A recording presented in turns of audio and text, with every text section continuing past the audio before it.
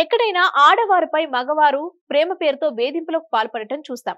కానీ ఇక్కడ మాత్రం కాస్త డిఫరెంట్. ఓ వ్యక్తిపై యువతి తనను ప్రేమించమని వేధింపులకు పాల్పడింది, టార్చర్ చేసింది, ప్రేమించమని వెంటాడింది.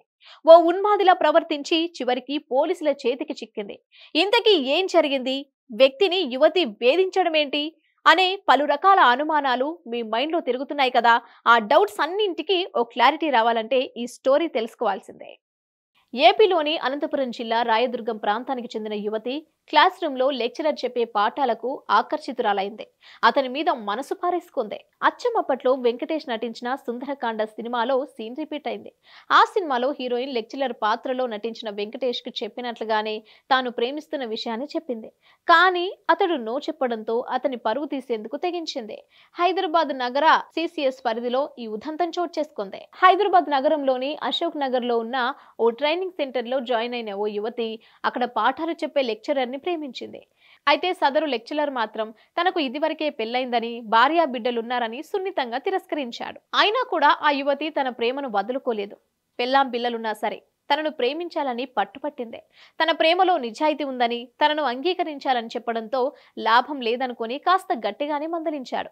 దీంతో ఆయనపై పగపించుకున్న యువతి అతడి భార్య, కూతురు ఫోటోలు సేకరించింది. ఇన్స్టాగ్రామ్ లో ఓ నకిలీ అకౌంట్ క్రియేట్ చేసి వారి ఫోటోలను మార్ఫింగ్ చేసి అందులో అప్లోడ్ చేసింది. ఫాలోవర్లు పెరిగే కొద్దీ ఓ యూట్యూబ్ ఛానల్ కూడా స్టార్ట్ చేసింది. ఆ ఛానల్లో ఆ లెక్చరర్ ఫ్యామిలీకి సంబంధించిన ఫోటోలను మాత్రమే ఎడిట్ చేసి వీడియోలు పోస్ట్ చేసింది. ఆ ఉన్మాదమైన మత్తులో 11 ఏళ్ల లెక్చరర్ కుమార్తె ఫోటోలు మార్ఫింగ్ చేసి అప్లోడ్ చేసింది. అంతేకాదు ఓ ఉన్మాదిలా ప్రవర్తించి అతనిని వెంటాడింది. ఆ లెక్చరర్ చేసే పని ట్రైనింగ్ సెంటర్ సంబంధిత వాట్సాప్ గ్రూపుల్లో అతడి గురించి అశ్లీలతతో కూడిన పదజాలంతో పోస్టులు పెట్టింది. పలు రకాలుగా వేధింపులకు గురి చేస్తూ వచ్చింది. ఆమె టార్చర్ భరించలేక చివరకు అతడు పోలీసులను ఆశ్రయించాడు.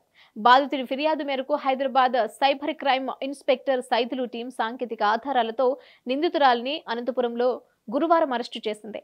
నిందితురాలపై ఫోక్సో కేసు నమోదు చేసి రిమాండ్కు తరలించామని హైదరాబాద్ నగర సిసిఎస్ జాయింట్ కమిషనర్ ఏవి రంగనాథ్, డీసీపీ కవిత, ఏసీపీ చాంద్ భాషాలు కేసు వివరాలు వెల్లడించారు. Hit TV presents like, share, comment.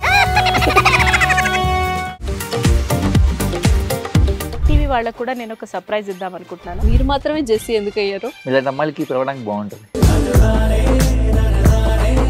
Chandu సాయికి like you and have a జనాలకి ఒక పేరు నచ్చిందంటే దీనికి ఒక ప్రాసెస్ ఉంటుంది. ఎందుకు ప్రాసెస్ డైరెక్ట్‌గా వెళ్ళిపోదాం. ఏదైనా ఒకటి మర్చిపోయినావా నువ్వు? మర్చిపోయినా మేడం. ఏం మర్చిపోయావు? నా గుండె.